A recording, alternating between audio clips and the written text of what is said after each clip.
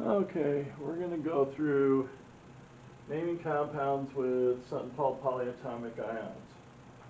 You're going to notice on the right side, you're going to have the ones that are actually going to be on your ion chart. So you're going to have to make sure to be looking at it. I had to focus in more on this. There are the areas on here which I'm not going to be able to get all of it, but again, if you have the ion chart, it'll actually tell you what I'm doing. So now I'm going to kind of focus in on this part here. I'm going to move it a little bit so you can still kind of see part of it, but the problem is that sometimes it doesn't focus enough. So I'm going to do the zoom back a little bit. And again, it won't make sense to you unless you have that ion chart up and a periodic table. So we're going to go through our charges again. So as we go from the left, I'm going to have the +1, dead marker, RAP, rest in peace. And let's go ahead and get a good marker, or try to get a good marker. So we're going to go +1, +2. We're going to go through here. Here's your metalloid line. Try to show it here.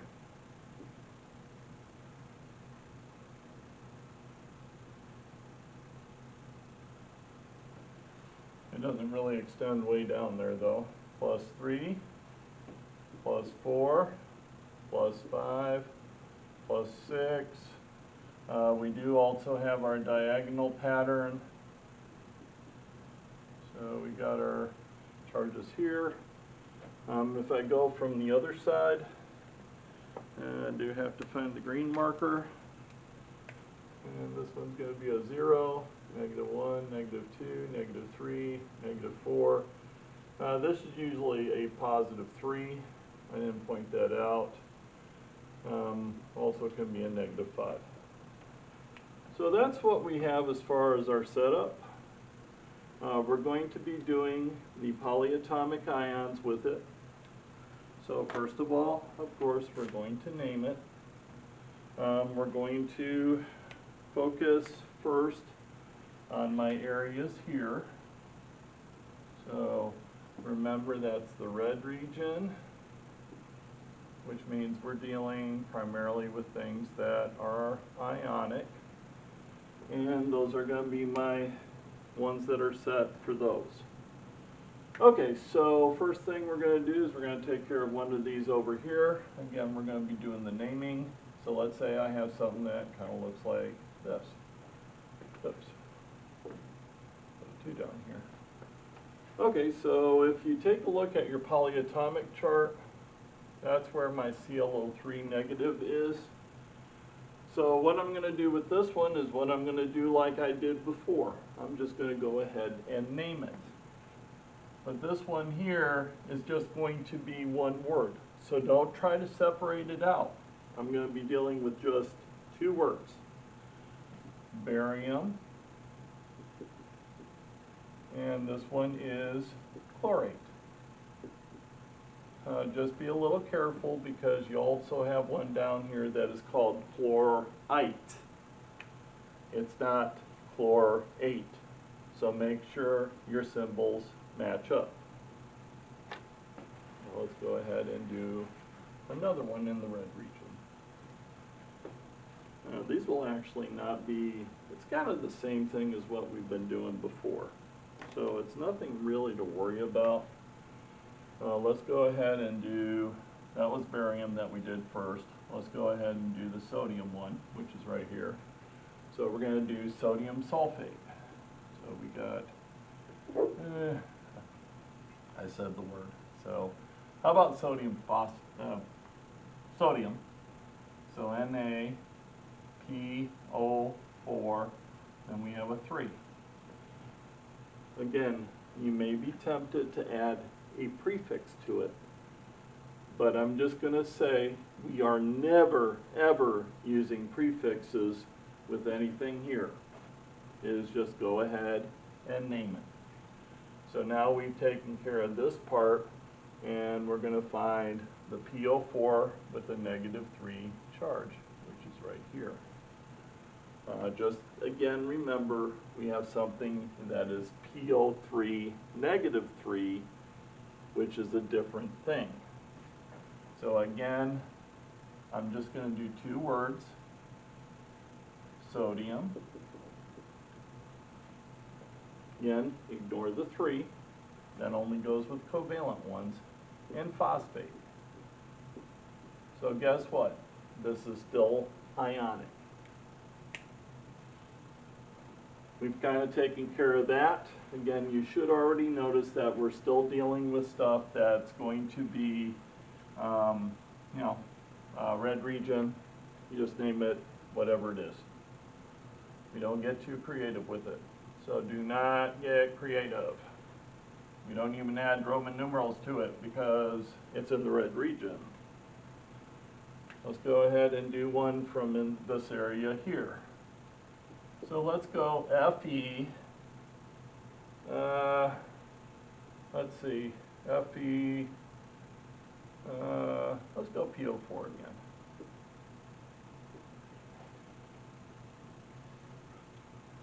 Now what you have to kind of imagine here, if we're dealing with these, you're going to have to picture that this one is actually in parentheses and it is actually one thing. So we're going to do our same stock naming system. Fe is iron, PO4 phosphate,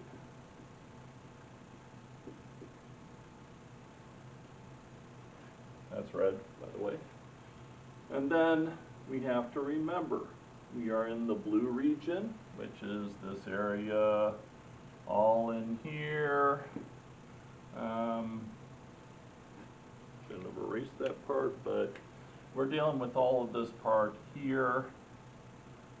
So I'm just going to go ahead and kind of trace over it, get rid of that part. Then we're going to go down here. And then of course remember that that down there is Roman numerals also. We're going to use the same Roman numerals. We're going to do the same process. We're going to see that this one actually cancels out. It's going to be a little bit harder to see, but when you have 3 elements, this part is considered polyatomic, so we have to deal with it kind of like an X. It's kind of like luggage, they all go together. We look for the charge here, like we do before, and then we have to ask ourselves the question, what's going to cancel out a -3? That's going to be a +3. So what will my Roman numeral be from this one here? 1, 1, 1, that equals 3. And that is the name of this compound. The nice and easy part is if you ever see parentheses, it's kind of easy to figure it out because we use the same procedure. So let's go ahead and change out to something else. Let's go ahead and go to, let's make sure this doesn't do anything. Let's go ahead and go to this part here. We're going to be dealing with the NO3. Again, that all goes together, so I just go ahead and I'll just draw it this way. And then we have Mn, and let's say I put a 7 here. Again, we have to deal with the NO3 as one thing. That is luggage. It all goes together. It doesn't matter what's here because we're not using it for our naming system. We still do the same frame, manganese, nitrate, and like the other one where we had binary compounds, we're going to look for the number here, and that tells you what your Roman numeral is going to be because that is the charge of my manganese. So it's going to be Roman numeral 7, which goes here all the time. Let's go ahead and do another one. You're going to find that these are all set up for you. You're going to notice that I do it in 2 words. If you're doing it in 3 words, in most cases, you're doing it wrong. So let's go ahead and go with this one here. We call that acetate. So we got C2H3O2, and let's go Cu, which is located right here. You're going to notice we've used this one before. We know that the acetate goes together just like luggage. And the charge on that is a -1. We have to kind of picture or think that since this is all luggage, that would be kind of treated like an X. There's nothing down at the bottom next to it. The charge on my acetate is a -1. What cancels out a -1? A +1. You can do this at the beginning. My frame, still the same. I had to figure out my charge. There's my charge. And that's how it's named. Again, you're going to notice I do the same process. Let's change this out a little bit. Again, with the naming. It's not going to change out anything, except now, let's put a 2 down here. Now you're going to see the similarities in it. We notice we have the 2 now. What's going to change this? The 2. What's that going to be as a Roman numeral? Copper 2 acetate. Let's build it out a little more. Let's go 3. Only thing that's going to change is this. Can't name it the same way. Now we do this. Again, it is not that bad. We're not going to be dealing with this part here when we're dealing with things kind of like ATE at the end, ITE at the end. There are some that say IDE. These are kind of the 2 main ones. We got hydroxide and cyanide. Let's make sure we're getting that into the thing. So if you see those sorts of things, you're going to see them on the ion chart. So when you start seeing that stuff, you're going to have that thing available. You cannot go without it. American Express, chemistry.